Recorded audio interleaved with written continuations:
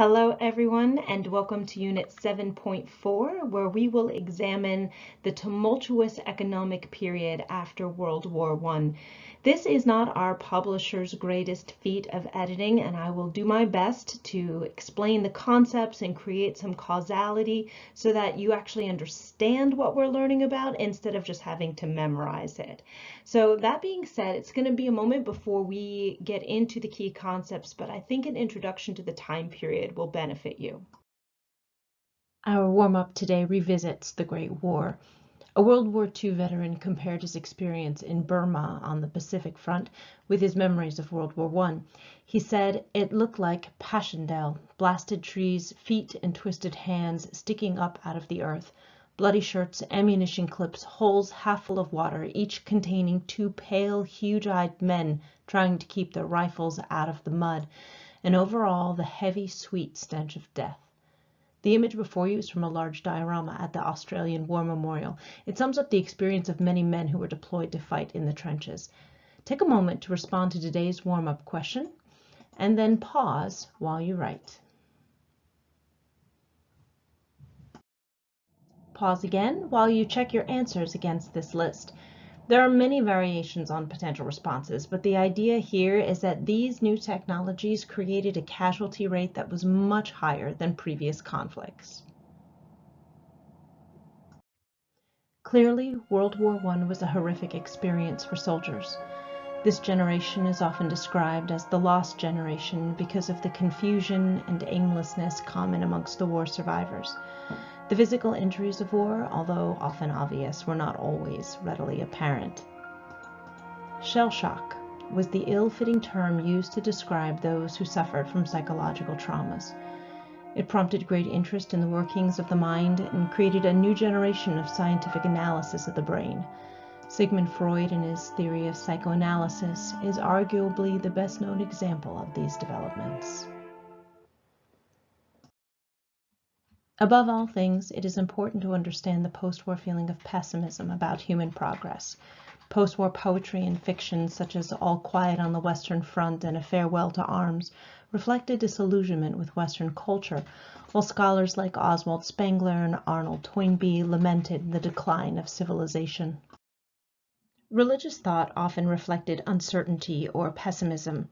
Even before the war, thinkers like Friedrich Nietzsche were criticizing Christianity, but post-war, liberal Christian theology was often attacked, reviving older concepts of original sin and human depravity. In contrast, the philosophy of existentialism grew in popularity. In existentialism, the individual is perceived as the sole agent responsible for making meaningful and authentic choices in a universe seen as purposeless or irrational. To have an existential crisis in the modern world is to try to create meaning in that world. Questions like, why am I here? Why does it matter? They try to place the individual in context within the structure of life. Thinkers like Jean-Paul Sartre and Albert Camus had tremendous impact on their contemporaries. Science was also tarnished by the technological horrors of World War I. Scientific progress created the new, devastating technologies of World War I, and many people reconsidered how positive that progress really was. Coupled with Einstein's theory of special relativity and Heisenberg's uncertainty principle, which both challenged long-standing assumptions about truth and cause and effect, and suddenly the scientific world was turned on its head. Art also underwent a transformation. Photography made realism irrelevant, and art became more about creative expression instead of reproduction. Artists like Pablo Picasso retreated to abstraction and borrowed from artistic global traditions, and no widely accepted standards of good or bad art existed anymore. This general questioning of science, philosophy, religion, and art extended even to politics. Democracy, the very foundation for defending allies and fighting the Great War, suddenly seemed like a weakness. As we will see shortly, this prompted many nations to reject natural rights and personal freedoms while romanticizing the strength and power of totalitarian forms of governance. Beyond cultural and scientific post-war changes, there was a much larger economic change looming, the Great Depression. This is the content covered in this chapter of AP World History, but understanding that there was more at play than just money makes the rise of fascism during this time period seem more logical. Our learning objective for today is to explain how different governments responded to economic crisis after 1900. And our first key concept is following World War I and the onset of the Great Depression, governments began to take a more active role in economic life. So how did the Great Depression begin? It's not all that simple, but luckily College Board is not that interested in you understanding it in AP World History. In a push, however, that's a different story, so we're really going to simplify this. We begin with the War Guilt Clause of the 1919 Treaty of Versailles, which stated that Germany had to take full responsibility for World War I and ordered reparations or payments of 132 billion German marks. That's about 400 billion in today's dollars. This sum was so steep it wasn't even paid off until 2010. The United States lent this money with interest to Germany, who then paid it to France and England as reparations, and then they used it to pay off their debts to the United States for war material. This was a rather illogical system and one that depended on a flow of cash from the United States. As a result, Germany suffered from hyperinflation, and by September of 1920, prices were 12 times as high as they had been before the war. This takes us back to the first image of our lesson today, piles of German marks in a Berlin bank during post-war hyperinflation. In 1923, inflation was so awful that an American dollar was worth 800 million German marks. For context, that means every column of money this man is counting is worth about $1. Unfortunately, the U.S. had its own endemic economic problems. Banks operated without guarantees to their customers, creating a climate of panic when times got tough. Few regulations were placed on banks, and they lent money to those who speculated recklessly in stocks.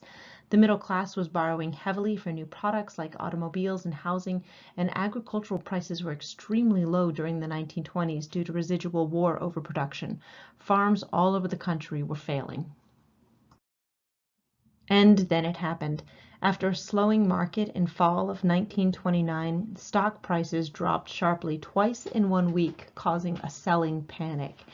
On October 29, 1929, as that day progressed and no rebounding occurred, lenders called in loans, forcing investors to keep selling and creating a snowball effect of plummeting stock prices. Investors lost their life savings and the economy was crippled. This day would be forever known as Black Tuesday. At first, the U.S. was not very effective at combating the Depression. Female employment was reduced, especially of married women, in order to provide men an income. Planned scarcity was utilized to increase agricultural prices. This means purposefully destroying surplus vegetables, fruits, and animals to increase the price. A quote from Steinbeck's The Grapes of Wrath describes the situation. The people come with nets to fish for potatoes in the river, and the guards hold them back. They come in rattling cars to get the dumped oranges, but kerosene is sprayed, and they stand still and watch the potatoes float by, listening to the screaming pigs being killed in a ditch and covered with quicklime, watch the mountains of oranges slop down to a putrefying ooze, and in the eyes of the people there is the failure, and in the eyes of the hungry there is a growing wrath.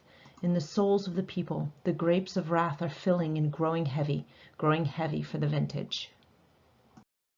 Enter John Maynard Keynes and his Keynesian theory of economics. Keynes challenged laissez-faire economic theory, arguing that the Depression was a problem of inadequate demand, not supply. To boost the economy, governments needed to put classical economics on hold and take intentional action, which would then foster consumer demand. Deficit spending, or spending more than a country takes in, was a first step. When Franklin Delano Roosevelt took office in 1933, he instituted just such policies. The New Deal offered immediate relief through government-sponsored job programs like the Civilian Conservation Corps. It addressed long-term recovery through farm subsidies that paid farmers to grow less and established permanent reforms like the Federal Deposit Insurance Corporation, known as the FDIC, to insure depositors' money. As the U.S. deficit ballooned, Roosevelt backed off government spending on relief programs, which prolonged the economic hardship, particularly as the Dust Bowl worsened conditions for farmers. Military spending in World War II ultimately ended the Depression in the United States as the demand for war material returned factories to producing in quantity. The Great Depression caused enormous personal suffering in the United States. Millions struggled for food, clothing, and shelter. Marriage and birth rates declined, suicide increased, but also notable was intensified social divisions and class hatreds. Racism and the popularity of the Ku Klux Klan soared. But for now, we put the US on hold and travel to other nations who are experiencing the effects of post-war life and the Great Depression.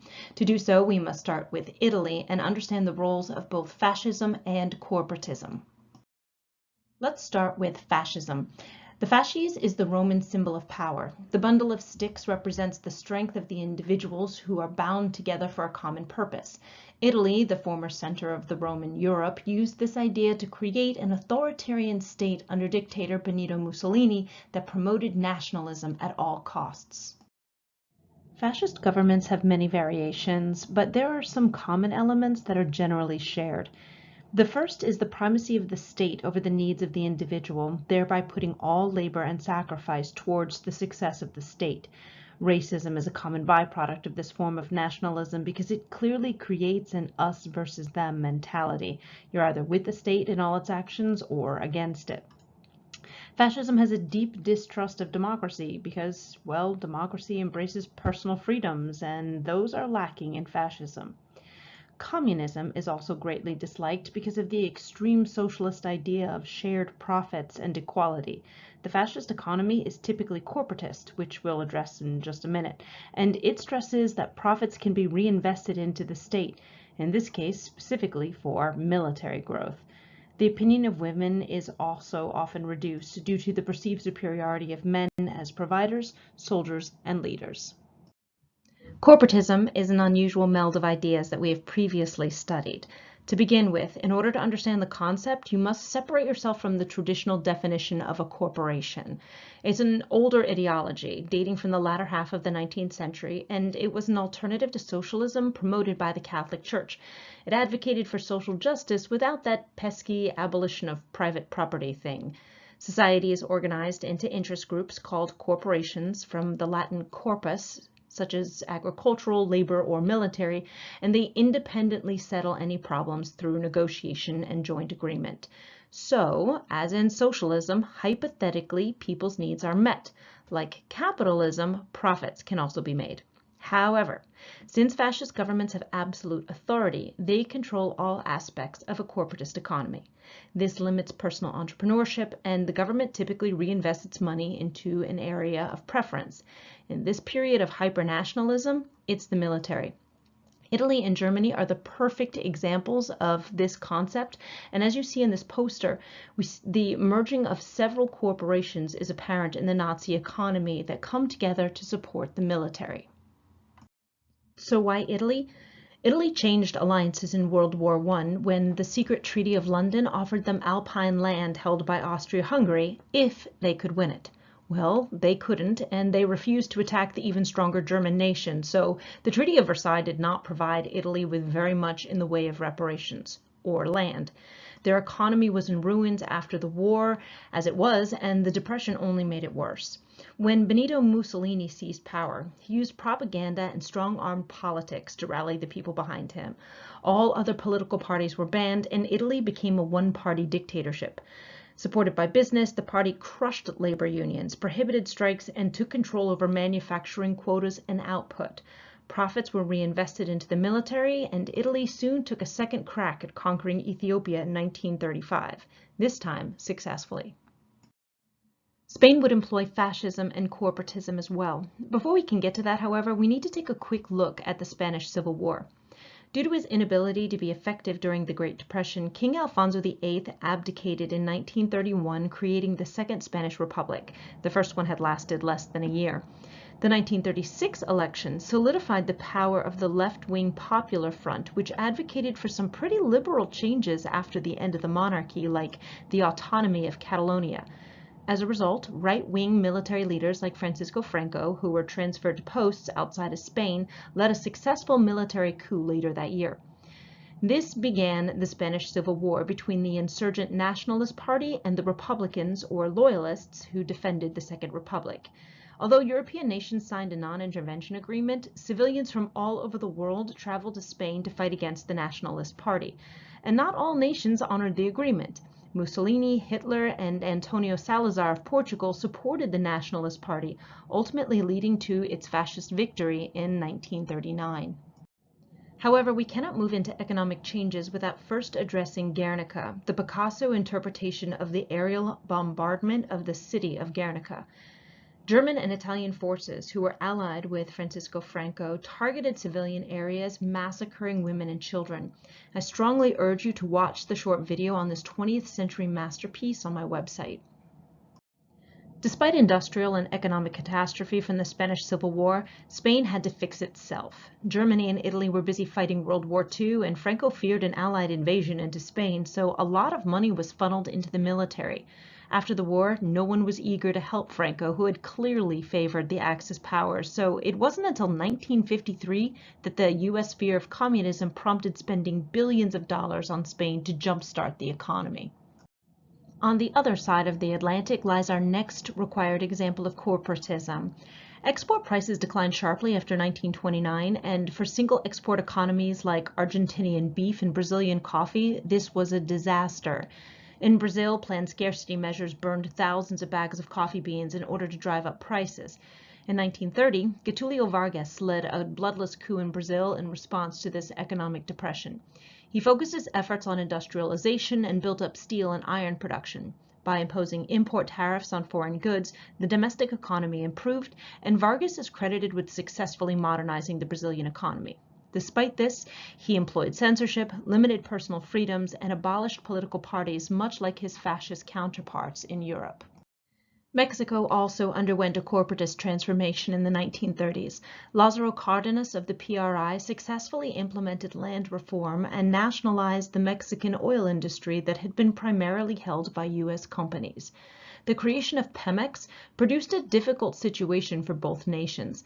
Mexico agreed to compensate U.S. oil companies, but only for a fraction of the value they requested for their assets. In support of their business interests, the U.S. government retaliated with an embargo on Mexican oil, further reducing the Mexican economy. As a result, when World War II broke out, Nazi Germany became the largest importer of Mexican oil, and the U.S. could do nothing about it because they didn't want to see Mexico formally side with Axis powers. Flashback to the Zimmermann telegram. This takes us to our second key concept.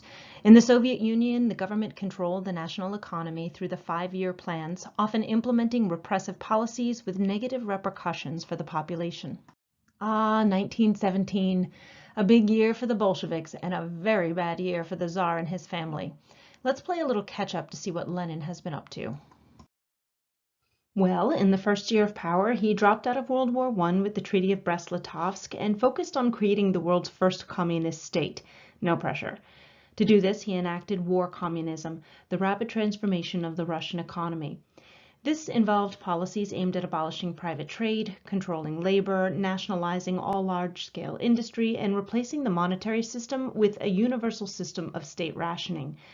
The result was what you might guess. Production plummeted. Why work hard if the state dictates your salary, job, and possessions? By 1920, industrial output was 1/10, and agricultural output was 1/2 of pre-war levels. Famine was rampant. Clearly, war communism was massively unpopular, and in 1921, Lenin backtracked to create the new economic policy. This policy introduced limited capitalism by partially privatizing the economy.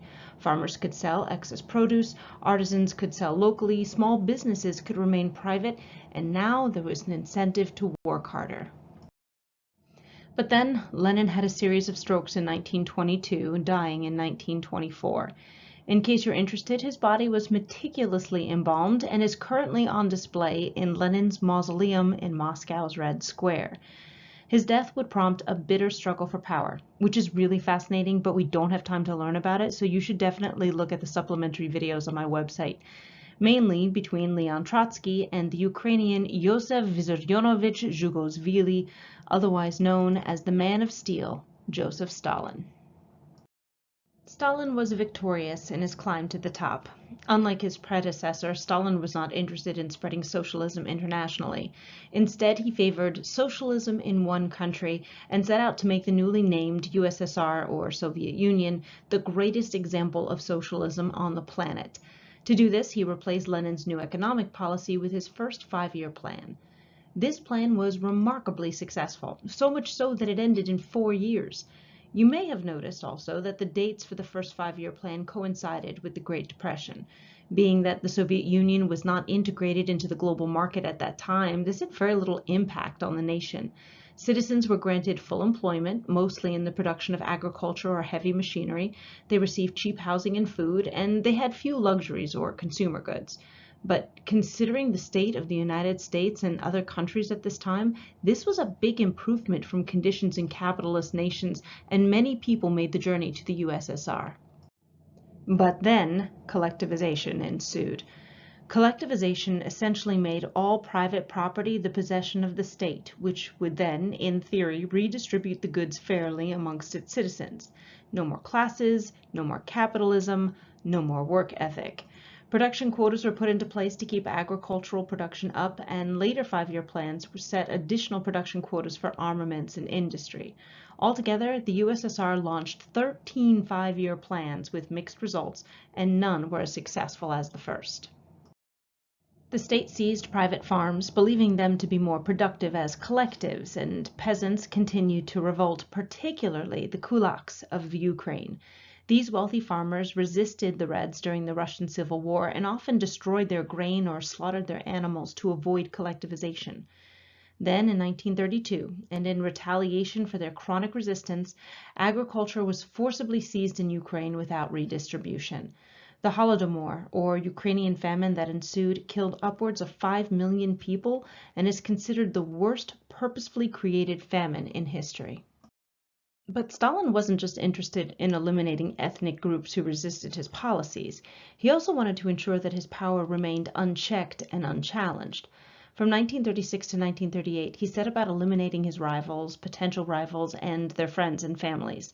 It's estimated that he executed 38% of his own party and most of the senior leadership in the military, a decision he would later regret when German forces drove into the Soviet Union in World War II. Intellectuals, artists, and writers were equally executed, and those Americans who emigrated during the Great Depression, they didn't make it either. It's estimated that 950,000 to 1.2 million people died during Stalin's Great Purge. Stalin did more than execute individuals. He tried to erase their very existence from official records using innovative editing techniques. One such famous erasure was Nikolai Yezhov, a secret police official who oversaw Stalin's purges. Yezhov worked at Stalin's right hand, interrogating, falsely accusing, and ordering the execution of thousands of Communist Party officials. But in 1939, Yezhov fell from Stalin's favor. He was denounced, secretly arrested and tried, and then executed. Stalin's censors then removed Yezhov from the photographic record, including cutting him from this photograph. Retouchers removed him from the photo and inserted new water to cover up the space where he would have been. This is an earlier attempt at the same technique, which is not nearly as sophisticated. However, the message is the same. Stalin is the only individual with authority in the Soviet Union. Those who were not immediately executed were sent to prison camps known as gulags. As a young member of the Bolshevik Party, Stalin made a name for himself taking care of the dirty business others were too squeamish to do. He was sent to gulags all over Russia, but these prisons were organized just to be isolated in Siberia, far from others. There were no fences, no hard labor, and no restrictions. Stalin repeatedly walked out of these camps and made his way west again. Lenin himself declared that his time in a gulag was instrumental for formulating his ideas on communism, and he even enjoyed a personal cook who took care of meals for him. Now let's fast forward to 1935. Stalin had no intention of making gulags a pleasant experience for anyone, so he reimagined the scope of punishment. Forced labor, little food and clothing, and terrible conditions reduced a person's lifespan to 1 winter.